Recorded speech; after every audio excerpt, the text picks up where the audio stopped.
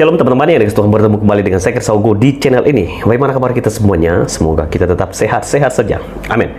Ya, di kesempatan ini saya akan mengajak kita menyaksikan dua cuplikan video. Yang pertama, pernyataan dari Ustadz Abdul Somad terkait dengan khilafah, dan juga jawaban dan penjelasan yang sangat detail dari Kiai Haji Buya Syakur. Ini adalah penjelasan yang menguliti, memberikan arti tentang khilafah yang dijelaskan oleh Ustadz Abdul Somad sebelumnya ketika berceramah di hadapan umat.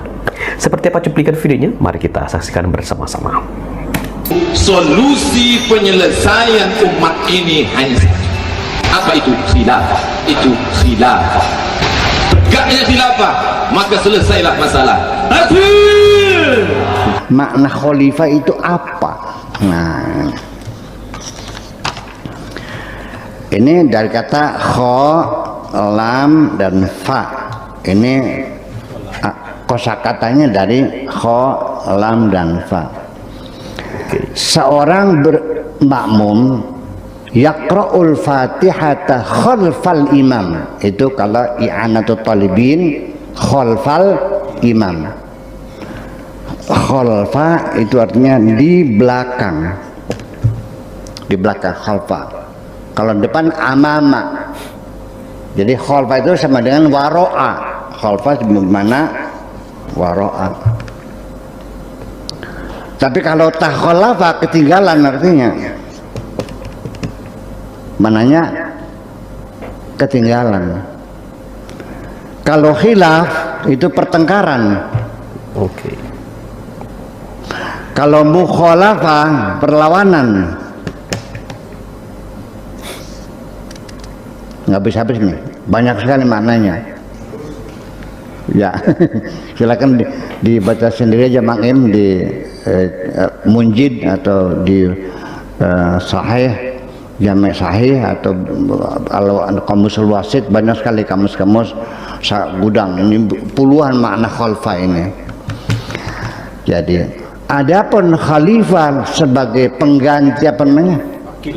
Sebagai wakil Tuhan. Saya enggak masa Tuhan diwakili? Oke. Ya, wallahu fa'alu lima yuri, wallahu yahdi man yasha wa yudhillu man yasha. Innaka tu'izzu man tasha wa tudhillu man tasha. Innallaha yarzuqu yabsutu rizqa li ibadihi man yasha. Wah, ngapain pakai wakil, bisa sendiri kok.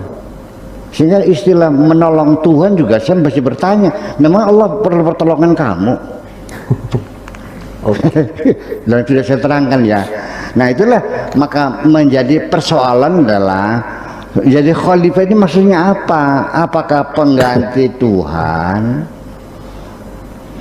Karena dalam peradaban Islam, para sahabat Abu Bakar, Umar, Utsman, Ali itu kan khulafa, jamak dari khalifah. Khalifah itu apa? Khalifah secara makna politis artinya pemimpin, kepala negara, namanya khalifah. Nah, kenapa disebut khalifah? Abu Bakar itu bukan al-khalifah, tapi khalifatu Rasulillah, penerus Rasulullah, bukan pengganti ya, penerus. Nah, kemudian setelah Abu Bakar siapa? Umar. Umar itu khalifati Rasulillah. Kalau Utsmannya khalifati Rasulillah. Kalau Sayyidina Ali khalifati Rasulillah. Setelah itu kembali kerajaan diktator lagi, Muawiyah.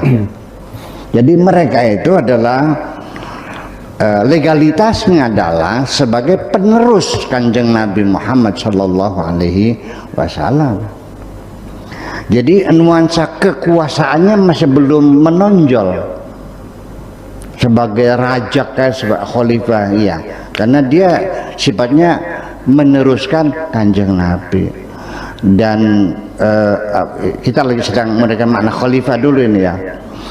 Sehingga Abu Bakar itu dalam pemerintahannya dia memimpin sebagai khalifatul Rasulullah itu.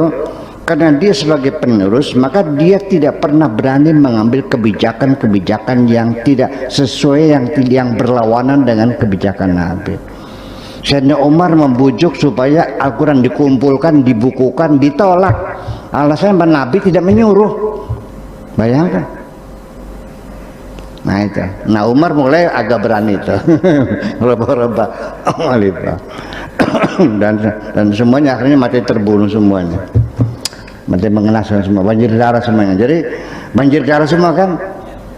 Banjir darah kan, Abu Bakarnya mati diracun, Umarnya mati ditusuk, Utsman mati dibacok, Ali mati dikebukun, istrinya mati digencet, anaknya mati disembelih. Semua khilafah itu semuanya mati terbunuh semuanya.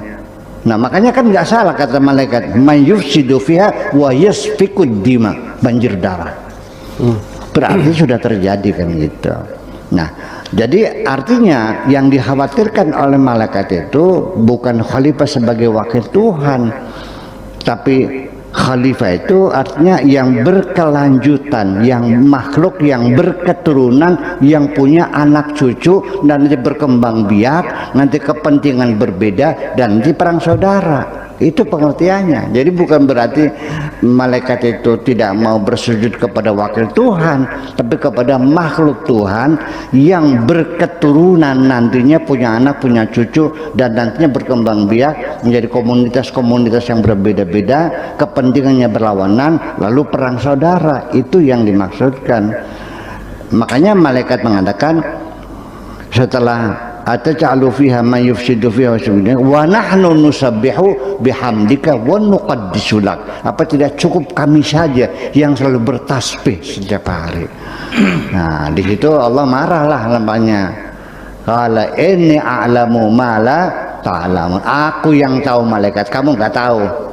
Kan gitu. Nah, lalu kita lanjutkan lagi. Allah juga sangat bijaksana, maha bijaksana. Ya, penasaran malaikat itu dijawab dengan cara Nabi Adam dicerdaskan, dididik dulu. Wa 'allama Adamal asma'a kullaha. Ya, Allah ngasih ilmu pengetahuan sebanyak-banyaknya kepada Nabi Adam. Setelah cerdas, setelah selesai S3, profesor doktor gitu umpamanya. Lalu dipertemukan dengan para malaikat. Ayo sok malaikat ini buktikan kamu nggak paham. Ambiuni bi asma'iha ulai in kuntum shadiqin. Coba malaikat, apa ini apa ini? Ternyata mereka nggak bisa. Qalu subhanaka la ilma lana illa ma 'allamtana. Ya Tuhan, kami nggak tahu kecuali Engkau kasih tahu. Nah, ternyata kan kalah. Pertandingan intelektualitas Adam jauh lebih tinggi. Nah, itu persoalannya. Nah setelah sadar, oh ternyata yang Allah maksudkan adalah berbeda. Jadi bukan khalifah sebagai wakil Tuhan, tapi khalifah sebagai mahallu tajalli bagi Tuhan, sebagai tempat penampilan kehebatan Tuhan dalam bentuk replika yang kecil itu. Baru dia paham fasajadu. Setelah malaikat tahu Adam punya kelebihan yang luar biasa, dia mengakui, dia bersujud. Tapi dasar iblis itu orang wataknya sombong. Orang sombong itu tidak pernah mengakui kelebihan orang lain. Pak Julius, orang sombong itu tidak pernah mengakui kelebihan. Sekalipun begitu pinternya Adam, tetap dia mengatakan ana khairum minhu. Betul nggak?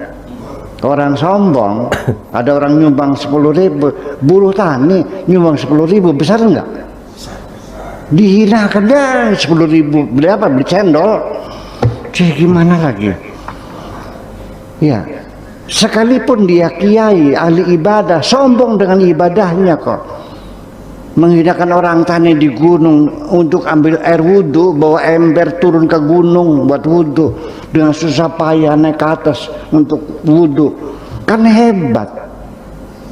Iya, hanya karena menyebutkan nama Tuhannya Allah dihinakan. Iya, hebat kok. Jadi artinya bahwa pada akhirnya kesimpulan terakhir bahwa sama-sama baik iblis maupun malaikat pada tahapan awal perintah atas bersujud kepada khalifah itu sendiri tidak dipahami oleh mereka, bahwa di dalam diri Adam ada roh Tuhan. Oke, teman-teman, yang kita lihat penjelasan tentang khilafah yang dipahami oleh Buya Sakur terkait dengan pernyataan Ustadz Abdul Somad di awal ya. Saya perhatikan Buya Sakur ini orangnya sangat cerdas ya, dan sangat terbuka pikirannya, sehingga penjelasan-penjelasannya itu sangat baik dan tidak membuat orang saling bermusuhan, saling membenci, bahkan sambil membinasakan. Dan Buya Sakur sangat cerdas menurut saya. Nah, itu adalah penjelasan singkat terkait dengan khilafah ya. Dan kalau di Indonesia, kalau pola khilafah diterapkan, maka akan banyak korban ya, karena akan terjadi perang saudara dan pembunuhan, dan itu akan menghancurkan negara kita sendiri. Oleh karena itu, saya kutip pernyataan dari Profesor Dr. Quraish Shihab.